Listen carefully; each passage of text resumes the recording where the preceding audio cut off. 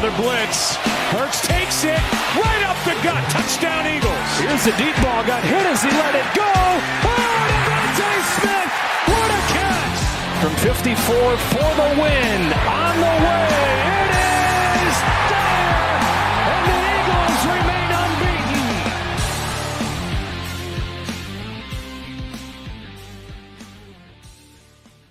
What is up, you guys? Welcome back to the Flyin Style podcast. I'm your host, Matthew Mitchell, back with my lovely co-host, Stephen Maslij. What's up, Matthew? 10 straight wins, franchise record. Yes, sir. Coming back to you as record breakers with 2 more wins, a rushing title, and the most wins in a row in franchise history. It has been a good few weeks for the Eagles, outside of a little drama that we didn't get to cover last week, which we will get into. But the Eagles have been handling business this past week. They won a game over the Steelers, 27-13, in dominating fashion. We didn't get to talk to you guys about the Carolina game. That one was a little bit more iffy, but again, coming out with a win, it was still big for the program. We're still in the fight for the 1 seed, and we are still bulldozing our way to a division title and a playoff appearance, which we have already clinched. So, not the division, for the record, the playoff appearance, but with a win over the Commanders this week, I believe that would clinch the division for us. So, big week coming forward. Before we get into the Commanders, though, let's talk about this Steelers game. What are your initial thoughts of what you saw this past week? I mean, the first thing that comes to mind is going to be Jalen and how he not finally performed up to like a level that we expected him to do, but he played fantastic. He played out of his mind. This defense was phenomenal throughout the game. They didn't let up a single point in the second half. AJ played great. Devontae played great. It was one of the and capping off with that 10-minute drive where basically the Steelers don't get to touch the ball in the fourth was just it was a great game. I mean, what could you ask more of it? Like other than the fumble, the two turnovers that we had that only resulted in a field goal for the Steelers, like. I'm very happy with this game, and I'm very happy with this team right now, and I don't know how you can't. No, it was fantastic. I mean, the defense played out of their minds. That's the first and foremost. Allowing their team to only 163 total yards is something that's really difficult to do against any team in the NFL, let alone a 10-4 football team. It was a really, really impressive win all around. I mean, holding Russell Wilson to 128 passing yards. Najee Harris only had 14 rushing yards. It was a really dominating performance on that side of the ball. And on the other side of the ball, after all the drama between Jalen and AJ and the comments of AJ talking about the passing game and saying that it was a problem. And, they handled the adversity throughout the week. Obviously, it was the big story. It was all that we heard about. It was all they heard about. It was every question was surrounding that topic. And they came out and shut everybody up. They came out firing in the first drive. They threw for 50 yards and 5 for 5 completions, I believe. It was really impressive. I know they stalled out and ended up kicking a field goal, but throughout the game, the passing attack looked a lot better than it has in recent weeks. Jalen finishing 25 for 32 with 290 yards and 2 touchdowns, 1 to AJ, 1 to Devontae, and really spreading the ball around to the two of them. I think AJ had 110 yards and Devontae had 109. It was really impressive to, come out and prove that despite the fact that they don't utilize the passing attack the way that maybe it should or we think it could or the way that we're used to because of the way this league has become a passing league, they came out and proved that it doesn't really matter what way they do it. They're capable of doing it all when they want to, and they can beat you in any which way they so choose. And it's very reminiscent of the 2022 and 2017 teams that went to the Super Bowls, where it just felt like it doesn't really matter what you do to them or what you show them. They can beat you at your own game. And if you want to take Saquon out of the game and put it on Jalen's arm, he proved that he is capable of doing that. And that was huge for me. I think it was huge for a lot of Eagles fans. Steelers are one of the best defenses in the league, and we absolutely torched them. Even Saquon, having one of his lesser games of the year, still came out with 65 yards. He got a little banged up throughout the game, so he didn't really see as much time as we're used to, which isn't a big deal. I mean, I do hope that his injuries are not severe, and it was just, a little bit banged and bruised up. But it was nice to be able to see him, take a back seat and get a little bit of rest and let the other guys get their shine and, do what it takes to win a football game in a dominant fashion. So all around, that last week's game gave me a lot of confidence moving forward, because I do think that drama that we dealt with in the whole AJ and Jalen situation, it had the same kind of dramatic effect that having a loss in that situation would have had. Like, a lot of people sit here and think, I've heard it throughout the year as we've been on this winning streak, where it's like, man, I really wouldn't mind if we lost this game, because if we go into because everybody's reminded of the Phillies and what they did this year and how they started out hot and then lost their streak and got cold. And, it's hard to maintain that hot streak for such a long time. And I think people were worried about it. But I think that this drama and adversity that we overcame this past week had that same effect that a loss would have had, and woke them back up to motivate them again and get them back on track. And because that Panthers game was ugly. I was at that game. It was ugly through the air. It was ugly on the ground. It was ugly on defense. It was clearly the definition trap game where they were overlooking this team, and they almost, caught it in the face because of it. Pause. But it was it was difficult for them because they were clearly overlooking that team, and to come back against a really good Steelers team and just absolutely dominate them was the statement game that we needed out of that. No, it was fantastic. I couldn't ask for any more from this defense, any more from this. It was just an all-around great game, and there's no reason to – I mean, it's a good team too. They're leading the AFC North right now, or AFC East. And I know they're going to a game where they're playing for their division title essentially too against the Ravens. But the Eagles are in a great position right now. You know what I mean? Like I know we don't have a perfect path to the 1 seed, but how bad do we need the 1 seed, and how bad are you trying to basically are you looking at we need the 1 seed? Obviously, only the 1 seed gets a bye. How ideal is it to get the 1 seed? I mean, obviously it's incredibly ideal. There's a reason that it's coveted and people want it. And it's because not only do you get home field advantage throughout the playoffs, but you play one less playoff game than everybody else. It's 1 game closer to the Super Bowl without having to do anything. And that's a huge, huge plus. And to me, I think it's more important to not for the bye week, but just that 1 less playoff game, I think is a big deal. And that's why I would want the 1 seed. But I'm not particularly worried about home field advantage or resting the guys. I think that staying in rhythm and staying in motion does allow you to keep momentum, shifting in your direction and just keep things moving forward. I think that sometimes that break in between can kind of slow down momentum, and that worries me sometimes. And truthfully, the Eagles played a lot of away games this year, and they've proved that they can play well in opposing stadiums. I know the playoffs are a little bit different, and it's a different environment and whatnot, but I'm not particularly worried about having to go and play in a different stadium. Not to mention that these teams that we would most likely be playing, almost all of them have domes, which is nice for both teams, truthfully, to just play in more comfortable situations. So I'm not too worried about the lack of home field advantage or, getting the bye, but having that 1 game closer to the Super Bowl without having to play is very, very nice. And I'd love to get it, but me and you have chatted about this, and the road to it is not very simple. We need some help on the outside because we're in a 3-way tie where we fall at the bottom of the ladder. So can you explain for the viewers what the situation kind of looks like and what we need to happen?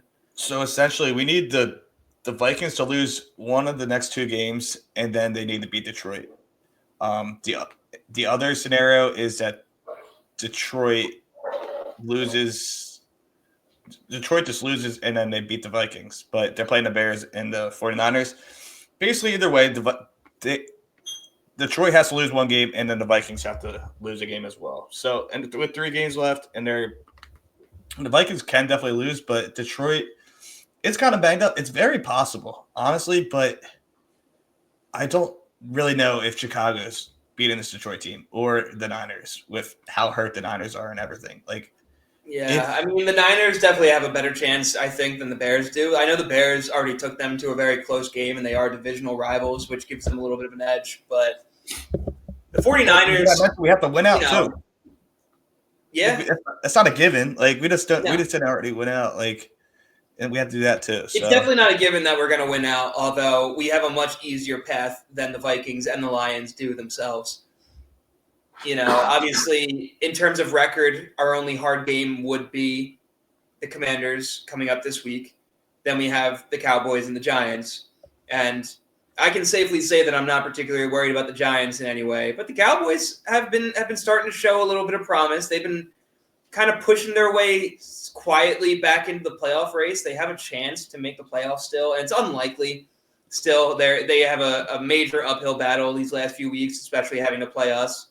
But they are quietly back in the conversation, and their season is not over. So they are playing for their season, and that makes them a little bit more dangerous than we might have imagined they would be at this point. So it's definitely going to be an interesting game to see how that one unfolds, and it's definitely not a given by any means. But I feel like I can safely say that we are better teams than both them and the Giants, and I like our chances against both. And that includes, I don't know why I'm saying just them. That includes the Commanders as well. I still don't see the Commanders on the same level as us. I think that in a couple years, they are more than likely to be competing at the top of the division. But they're still a young team. They're still figuring things out. I still have faith that we're the team to beat here. And I like where we stand. The way our defense has been playing, the way our offense has looked, both passing and rushing-wise. It's, where things stand in the NFL right now, I believe that we are the NFL's best team at the moment. Yeah, I can't argue anybody else, to be honest, but I'm excited. This team is amazing. It's immaculate. I know we're going to get to Washington game in a second. I'm trying to look up right now. When's the last time we've been undefeated in the NFC East? We haven't lost to a divisional opponent. That's a good question, man. I can't think of a time recently, maybe in the 2010s, 2010 to 2000, we weren't 14. That's what I'm saying. It's never easy to play a team twice and beat them twice. No, it's not. There is a chance that we could play the Commanders a third time in the playoffs. It's not out of the question. And it's any given Sunday, and I would love to lock it up. I would love to smack the Commanders and then smack Dallas, and then basically, if the Giants beat us, even with us not playing all hyped up, I'm hoping we already have something locked up where we can just kill the Giants, because I'm not really worried about them. They want to lose. They will literally try to lose. I believe that they are fighting for a number 1 overall pick at this point, so. They're not fighting for a playoff spot or to ruin anybody's hopes here. They are fighting for their own sake to get that number 1 pick. They definitely would like to lose if they can. And with that being said, though, talking about the Giants, this Saquon rushing title is not out of the question anymore. We had concerns that it was unlikely to get the 1 seed, and it was likely that we were going to have to rest our guys and going into the last game. But the way this 1 seed's unfolding now, we're going to have to play out that season no matter what, because no matter what way it goes in the next 3 weeks, the 2 other teams in that 2-way tie with us are playing in the last week of the season. So up until the very end, it's going to matter. Yeah, and they're going to have our game at 1 o'clock, so we're not even getting another result of their game at all. They're just going to flex that Sunday night probably. So it's going to be interesting to see if Saquon is going to be able to, A, get over 2,000 yards, and B, maybe even have a chance at that rushing title. What do you think about that? And what would you want to see out of the Eagles in these next 3 weeks in the involvement of Saquon Barkley?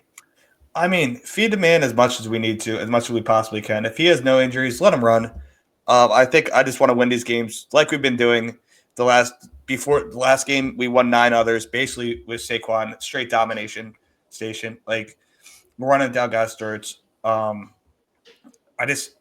don't see a reason to change it. Like, we can switch it up if they switch their defensive look and whatnot. But if Saquon's healthy, I just go with the game plan. I'm never going to say overuse him. I would say maybe switch Gainwell in there, a couple more plays than usual or whatnot. But I'm not going to say put a cap on 20 and that's it. That's all you get, Saquon. Like, you can't. It's game flow and how everything's going. So, I mean, I hope he gets it. Well, here's the question, though. Do you think that if they come down to a situation where they're getting awfully close to that rushing record, but you have to kind of overuse Saquon, would you prefer that they go after the rushing record or prefer that they take it easy going into the playoffs? Like, what would you rather see? It's hard to sit here and say I'd rather see him go for the rush record because it's had it 1980s. It was set.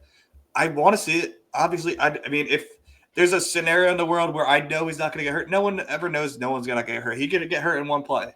Anyone could get hurt in one play.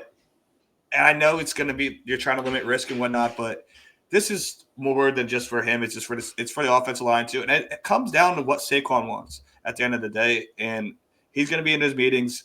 It's going to be between the coaches, him. I'm not going to say overuse him, but if he's 20 yards away, you're not running him 8 straight times. Like, you want it? I mean, no, I 100% would. Sorry, I keep turning around. My dog is chewing things behind me. Okay. I have to keep peeking at him, so apologies on that. But no, I mean, I'm with you on that. I think every fan in the world, not even just Eagles fans, I think every fan in the nation wants to see Saquon break the record. And it's very doable. I did crunch the numbers on it, and he's 417 yards away from the record. And that would mean he would have to get 139 yards over these next 3 games. So whatever way that looks, whether it's 100, 200, and like 80, or 139, 139, 139, or if it's like 0, 200, 200, like I don't know what it's gonna look like, but it's doable. It's crazy to look at this and say, oh, he only needs 139 yards in each game. That is very doable. But it really is for him, and it'll be interesting to see because they're within reaching range, and it'll be interesting to see if that's going to be part of their game plan to try to help him get that record, or if they're just going to do what it takes to win games. And I'm curious to see how these next couple weeks are going to unfold. I'd win first, and then make him. I mean, he's gonna be part of the offense regardless, and he's our superstar. So of course, absolutely. But he has been getting a little banged up in the past couple weeks, and it's a lot of things to consider in this. I mean, I think that the Eagles are in a spot right now where most fans consider this year Super Bowl or bust with the way that they stand, and if that's going to be the mentality, then you have to sit there and think, what's the best way to get to the Super Bowl and have all of our stars there and ready to play and good to go and, at full health. And unfortunately, realistically, running Saquon 20 times each over the next 3 games or 25 times each over the next 3 games is maybe detrimental to that. But at the same time, there's a lot of factors go into it. Like we said, with the O-line, you want to see the O-line get it. You want to see Jeff Stoutland get his credit for what he's doing. You want to see that record attached to the Eagles for the next 40 years because, it's been so long since that rushing record has been broken. I can imagine it could be the same way for another 40 years. And it'll be interesting to see what this team value that holds to this team the next 3 weeks. Yeah. I mean, first comes first, you just got to win. We have to keep winning. And I know it seems like it's so easy, and it seems like how could we possibly lose, right? I don't know either. If I'm really going to tell you, it's going to come down to turning the ball over, but we can only hurt ourselves at this point. And going up against this Washington team, they're 9-5. They're coming off a win over the Saints that was a very, very close game for no reason at the very end. Basically a goal line. That was such a boneheaded move. And I know it was a team with nothing to lose. I understand. But it's just like why? Like why not just take it to overtime? I mean, I shouldn't say that because I'm usually a pretty firm advocate of making the gutsy call. But when the game's on the line, I just don't know that I can agree with a play like that. But nonetheless, they did it. Commanders snuck away with a win. It would have been nice if we had that much extra traction in winning the division, but here we are. And this game is not going to be any slouch of a game. What kind of things do you want to see out of the Eagles, or anything that you were worried about with the Commanders going into this game? I mean, I want to see very similar stuff to last time. If Taylor McLaurin could have one catch for 10 yards, that's cool with me. Like, if they want to check it out, their running backs all day. Like, if they score less than 20 points, there's no way they're going to win this game. I understand Lattimore's back. I understand Jaden Daniels is probably going to have a different game plan coming into this. But, like, it's a very similar type game plan as the last time. Like, we were able to move the ball on the ground. Yes, it took us a little bit to start. Yes, we didn't come alive until the fourth quarter, essentially, in the beginning of the fourth. But you're telling me the only thing I'm scared is Jaden Daniels playing at a level that's just immaculate, which we've seen before. Seen against the Bengals, we've seen like at times this year. But other than that, their defense is Like, I understand. Yeah, I'm not incredibly impressed with their defense, and I know their offense has their moments, but after what I saw out of them last time we played them, they take what the defense gives them. They're not overpowering defenses with their offense. They're taking what the defense gives them, and what I've seen out of our defense, they're not going to give them much. And I don't see Jaden Daniels as, like, I don't want to say not good enough, because he's been incredible this year as a rookie, but I don't see him as prepared enough to will them through a defense like ours and just take over the game. I'd be really shocked. I mean, I think of the Washington team as a crappier version of the Ravens. And I know that sounds kind of mean, but I think that's not entirely inaccurate. I mean, Terry, Zay, I think Ertz, I don't know what you want to do with Mark Andrews. They have a bunch of wide receivers. I don't think Mark Andrews is – I think he's okay. Yeah, I mean, it's if you want to call him better, call him worse. I mean, they have a bunch of wide receiver twos like Bateman, and then they have Lamade. I mean, yeah, Brian Robinson Jr. has been having a pretty good year for what he's done. 100%. He has 700 yards on the year by only playing how many games he got hurt. Regardless, I mean, this team is decent. The only thing we can't do is hurt ourselves. That's the only way we're gonna lose any game. Like, and that's how I really feel. And it's horrible. It sounds bad to say, but I know it feels like we're getting too biased. But at the same time, I don't think it's just us anymore. I think the whole nation's on our side with this. This Eagles team has been impressive on both sides of the ball all year.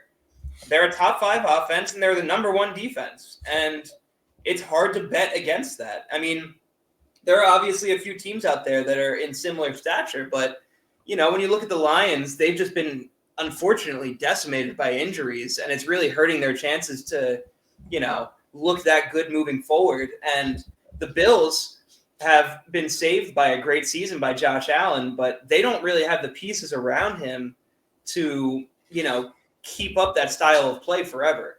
Their defense is letting up way too many points to expect Josh Allen to keep, you know, throwing for 6 touchdowns every game. Yeah. And obviously there are a few other teams involved out there that, you know, could put up a challenge against us, like the Ravens and the Chiefs. You can't count out the Chiefs. I know nobody's talking about the Chiefs anymore because they're one of 4 teams this entire NFL season that hasn't scored 30 points. And the other 3 teams are the Raiders, the Giants, and gosh, I forget what the last team is, but it's another 2-win team. Yeah.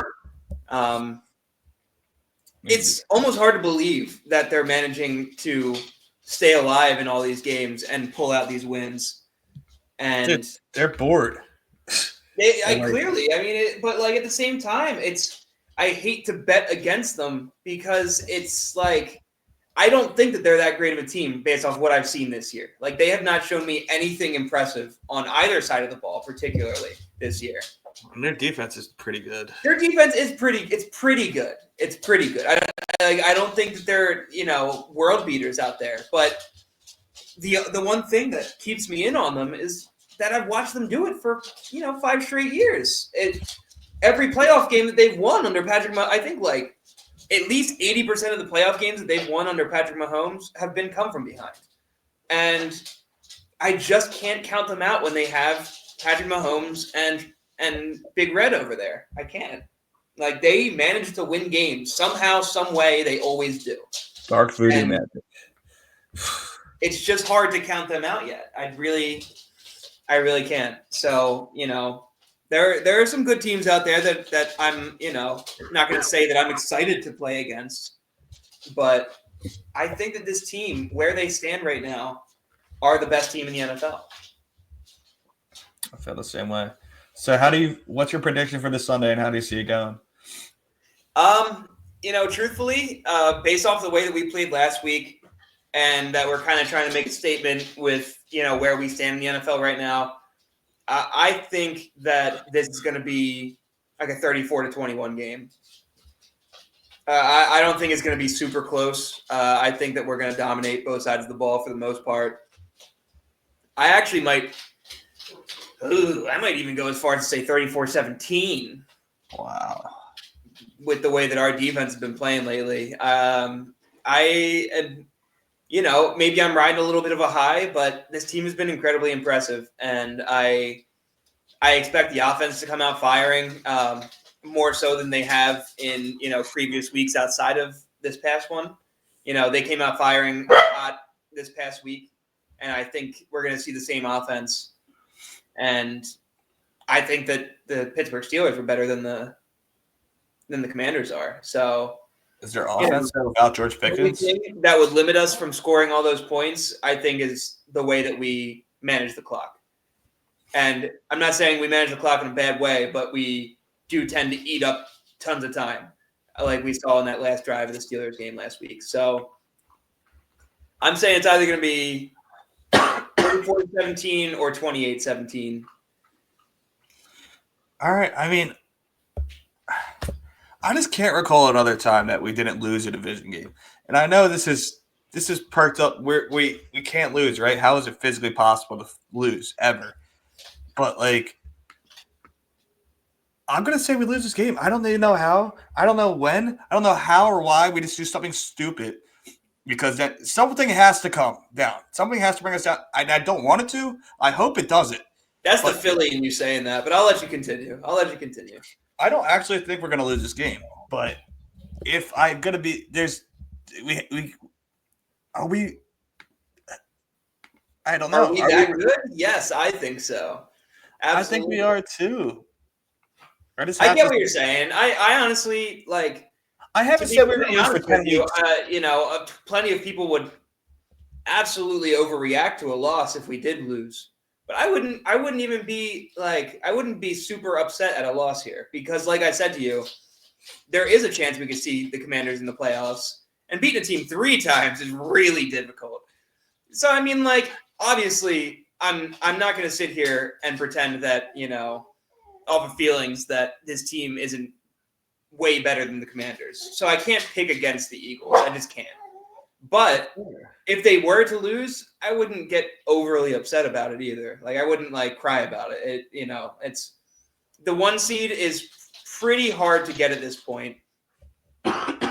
It'd be pretty unlikely no matter what scenario. It really has to work out for them. And crazy to think that Saquon drop against the Falcons is coming back to bite us now. But this little Saquon, you suck. Yeah, that's also the 1 seed is completely on Saquon. He's the reason we aren't the 1 seed. Blame it all on him. All on Saquon. Yeah, I think it's going to be low. If we do lose, the defense isn't going to do anything bad. It's going to be like a turnover and they get a fumble 6 or something. So I'm going to go 27-24. I don't actually think we're going to lose. I just haven't said it at all this entire season on this podcast that we're going to lose. It's hard to. I mean, they're 12-2. I know. You know? We only had 2 chances to say it, and I know. But I have it. And like I just need to take it. I need to find after this podcast. I might even tweet it out if I find it. Like, when the last time the NFC East champions just ran through, like the Eagles, have they ever ran through the division and been undefeated in the NFC East? It might have in the early 2000s too, back when, like, before we were really watching football, when they went to 5 straight conference championships. Yeah, but possible. It's worth looking into because I have no idea. I can't remember a time that any team in our division has ran through the division. But regardless, I don't know what I don't think we're actually going to lose. But I'm still a little nervous, and I shouldn't be. I just. It's the Philly in you. I get it. You've been listening to WIP this week. I don't even have any concerns about anybody, though. My concerns are how healthy we can stay, because once you start getting into this stretch of the end of the year, you start to see the injuries pile up a little bit more. And we saw that this past game. I think we saw, we got Dickerson. I don't think we saw any serious injuries on the field, but we saw, about 5 or 6 starters come off the field at some point. And it's scary. It's scary to see that. And, you really got to look at it in the big picture. If we don't get this 1 seed, we still have 7 more games to win. It's a whole half a season, It's a lot of football left. So, it's going to be a big ask to see them, make it through the season healthy and make it into the playoffs healthy and, stay that way. Yeah, the only person right now I see on the injury report is Landon Dickerson and Sidney Brown. Obviously, we know about Dallas Goedert being on IR, but outside that, I mean, we have a chance to win the division. There's no way we come out flat, right? You're trying to talk yourself into this, and I'm not going to let it happen. Eagles are the best team in this division. They're the best team in the NFL. I have full faith that they can walk in to the Commander Stadium and do what they please with Jaden Daniels. Maybe a pause there too. But, you don't have I'm just saying this team is legit, and I think they've done plenty enough to prove that they are what we think they are. Can I believe in them the same way, but think they're going to lose this game? Sure. For no reason. I guess I'll let you have it. I shouldn't, because it doesn't make any sense. But then you get to come on and say I'm wrong, and I would like to be wrong. There's no problem with this team. Well, I hope that we can hop back on this podcast next week and once again prove that you are wrong.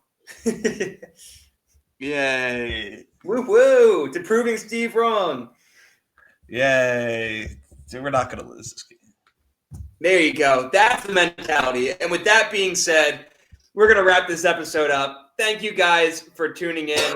We now have Maslij on board for a win, so I hope that you all are on the same page that I am. We're going to come back to you guys next week, hopefully talking about a W, talking about the Commanders game, and then talking about the Cowboys game. So make sure you tune in. And if you did like this video, please make sure to subscribe to our channel and press the like button at the bottom. We really appreciate you guys for all that you do, whether it's viewing, liking, or subscribing. We appreciate you. So thank you guys. And we will be back again next week with another episode. Stay tuned and go Birds. Go Birds.